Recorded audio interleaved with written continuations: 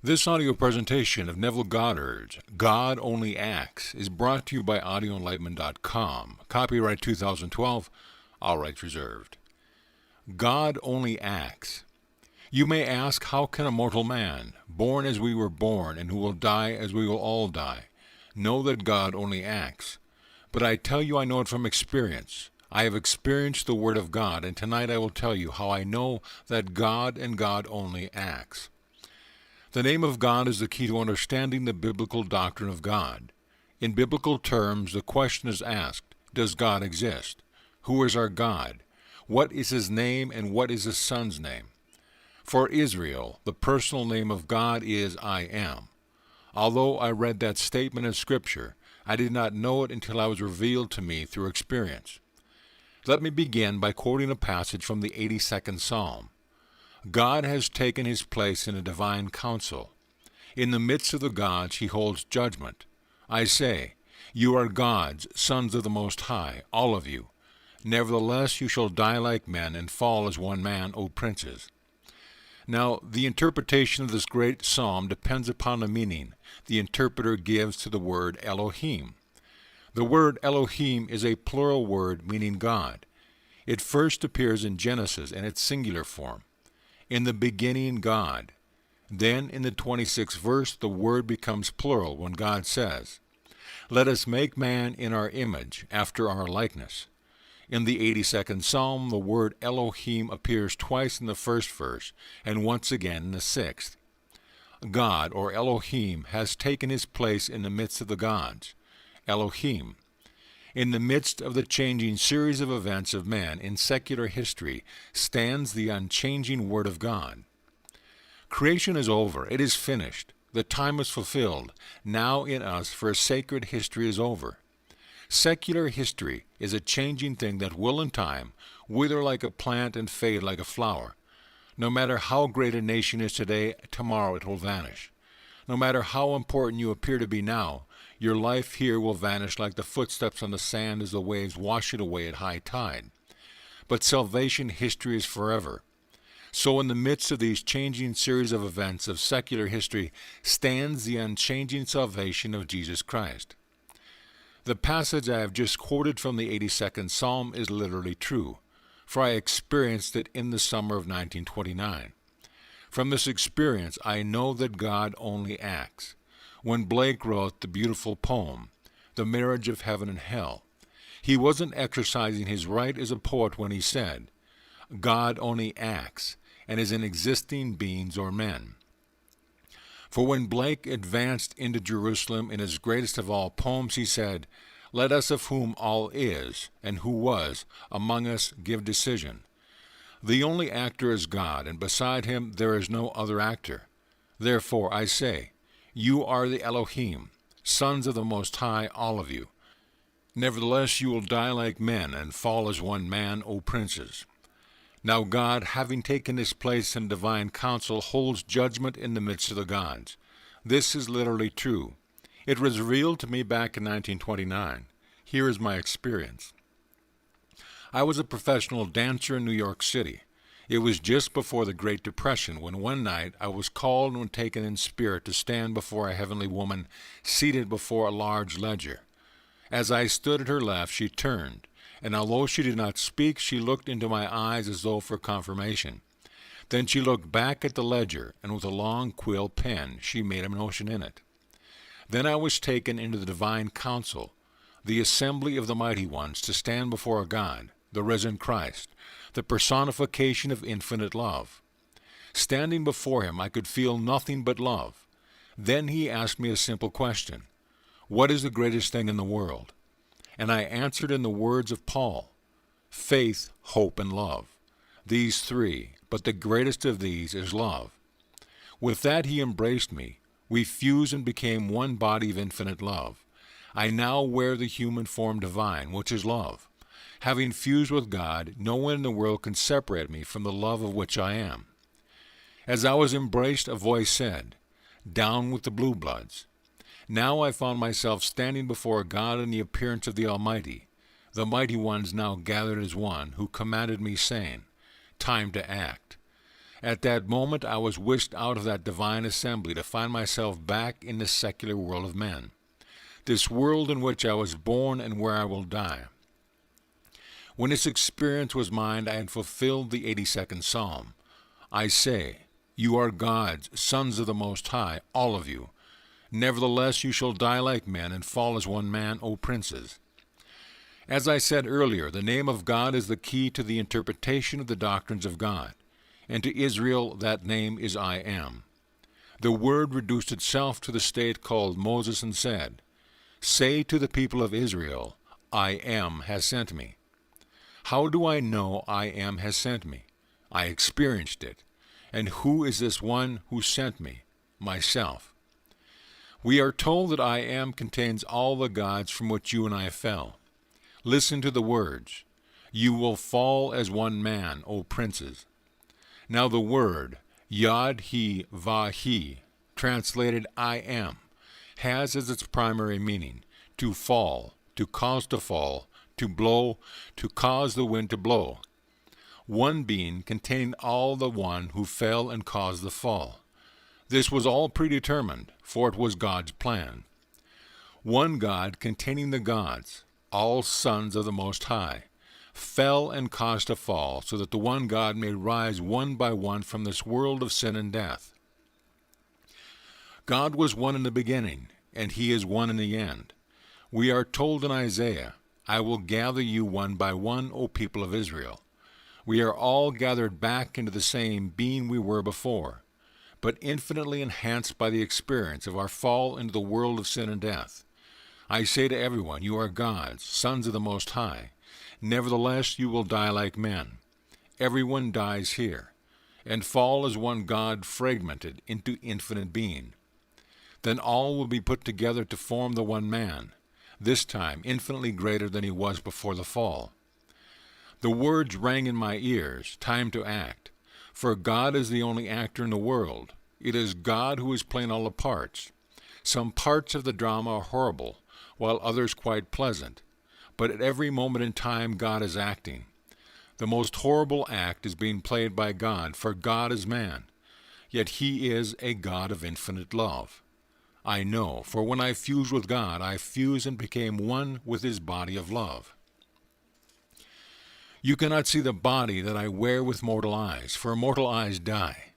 You need God's eyes to see the garments that I wear, for let no man put asunder what God has joined together. We are brought back one by one to be united with Him, and he who is united with the Lord becomes one spirit with Him. Therefore, no man or organization can put that union asunder. Blake spoke the truth when he said, God only acts and is existing beings or men. I wish I had his talent in the world of men, so I could tell this vision more beautifully. Now, if you are here for the first time, you might wonder about the words, down with the blue bloods. The blue bloods, throughout scriptures, mean church protocol, all the external trappings of the world of religion, the outside sacrifices, the rituals, all this is collectively called the blue bloods, down with it all. I did not receive my knowledge of Scripture from any man, and my authority to teach it is not from any organization. It came to me as it did to Paul, by the revelation of Jesus Christ. He unveiled Himself to me, and when I answered His question correctly, He embraced me in fulfillment of the gospel. When they bring you into the synagogue before the rulers, do not be concerned as to what you are to answer or what you are to say, for the Holy Spirit will teach you in that every hour what you ought to say. I heard no words. They came automatically, like an actor standing on a stage. I didn't take thought as to what I was going to say, and neither will you. For the Holy Spirit will, in that hour, teach you what you ought to say, and you will say it. Being divinely guided, you cannot and will not make a mistake when you are brought into the assemblage of the gods. Although others are present, you see only two. The risen Christ, who is infinite love, embraces you, and El Shaddai, one and the same presence, but seen only as God Almighty. El Shaddai, infinite power without compassion, and the risen Christ, infinite power of love. Yet it is the same being.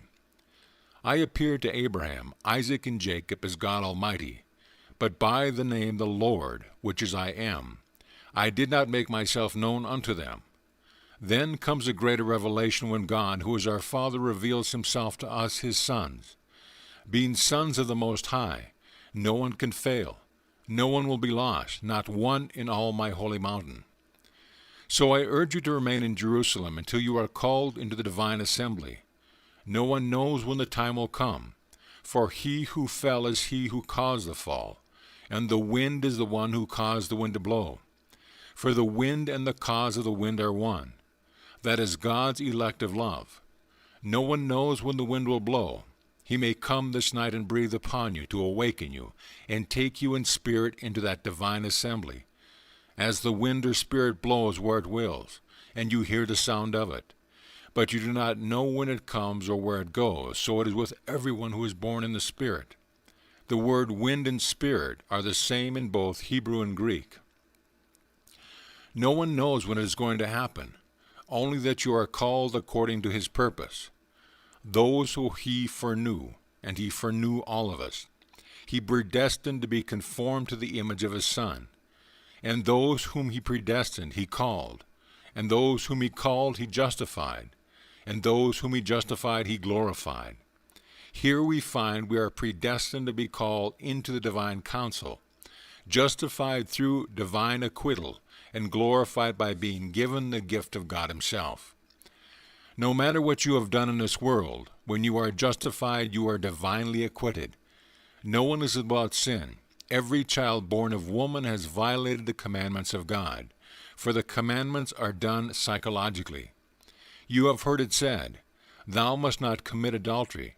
But I say the one who looks lustfully upon a woman has already committed the act of adultery with her in his heart. What individual in this world is not guilty of violating that commandment? Yet all are justified, and justification is divine acquittal. The moment you are divinely acquitted, you are glorified with his presence by becoming one with Christ, and from then on, you aren't two anymore, you are one. On this level, you can take that command, time to act, and no longer drink only water, but use a little wine for your stomach's sake.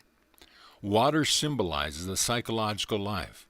In the 2nd chapter of John, the story is told of Jesus filling the stone jars with water. Now, stone is the symbol of literal facts, and water the symbol of their psychological interpretation.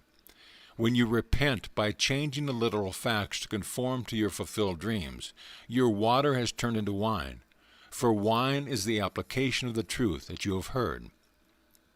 If I heard you were ill, saw this literal fact, but wanted to turn this water into wine, I would see you healthy. Then I would repent by actually persuading myself that I am seeing you in the perfect embodiment of health, and so persuade myself of this fact that when I think of you, I can see only health. When I see only this new healthy you in my mind's eye, I have drunk the wine of fulfillment, and won't bring you up any more, as I know what you want to be pictured in my world. Tonight, take the literal facts of your life and turn them into the psychological truth they represent. Now, instead of drinking that water, turn it into wine by applying the knowledge you have and repent. Do not be remorseful or feel regretful, but when you see someone in need, fill it, for he is only yourself pushed out. We all fell as one man, but became fragmented, and we are all being gathered together again into that one man who is God. There is only God. While we are fragmented, we see others, and at war with self. Seeing an aspect of yourself, you think he is another, but he is not. If your little finger is hurting and you think it doesn't matter and cut it off, you would be cutting off a part of yourself. So do not discard another, but change that which you formerly despised. Change each person in your mind's eye, then wait, and you will see them conform to the state you have formed from within. The world is forever echoing the changes taking place in you when you stop drinking the water by absorbing the psychological meaning of Scripture and applying its message by drinking the wine. Drink wine from now on and change your world. Make it conform to the ideal that you would like to have. That is acting, and God only acts, and is in existing beings or men. If you don't act upon the knowledge you have, then God is asleep in you. It is time to awake, O sleeper. Why sleepest thou, O Lord? Awake. Do not cast us off forever. Awake and rise from the dead. If you don't act, you are asleep and likened unto the dead. When you hear what you ought to do and do it, you are beginning to stir and become alive from within yourself. This I know from experience. I am not theorizing. I am not speculating. I have experienced the Word of God. Yet I can't tell anyone what it feels like to have had the experience. But I can tell you that this fabulous world that we all love so much will one day fade, but the Word of God will remain forever. This is the unchanging truth that remains forever in a changing world. I say, you are gods of the Most High, all of you. Nevertheless, you will die like men and fall as one man, O princes. If you are a prince, your father is a king. He is the King of kings, and collectively we are the king. For the Father and the Son are one. Returning from our fragmented state in this world, we are gathered together once more to form the one God. There is only one God. When Blake was asked if there was a Jesus, he replied, Jesus is the only God. Then he quickly added, but so am I, and so are you. The Elohim is plural. It is a compound unity, one made up of others, yet still one. When asked, what is the greatest commandment? The risen Christ answered, Hear, O Israel, the Lord our God, the Lord is one. One sentence consisting of 10 words contains the entire 10 commandments. And the other commandments? Love thy neighbors as thyself. Why? Because there is no other. So tonight remember, God only acts and is. The most horrible act this night is being played by God asleep, and the most loving act performed this night is the same God in the act of waking. The day will come when you and I will leave this world of sin and death and return to when we were before, with our translucency again intact. For we all have expanded beyond what we were prior to our deliberate fall into this world. God achieves his purpose by limiting himself to the limit called man, the limit of contraction, and when he breaks the shell, you not only return to what you were before that the world was, but go beyond it. Everyone will be saved, and there's only one Savior who is housed within you. Our God is a God of salvation, and to God the Lord belongs escape from death. And this world is a world of sin and death. Nevertheless, you shall die like the men of this world and fall as one man, O princes. But because God is a God of salvation, and from God the Lord belongs escape from death, he who fell is within you, so you can be assured of redemption, as no one can fail. While you are here in the world of Caesar, use what has been revealed to you tonight for yourself, then for others. Make your world more beautiful. Have a little wine for your spirit's sake by not just drinking the psychological meaning of Scripture, but by putting it into practice and applying its truth. Now, let us go into the silence.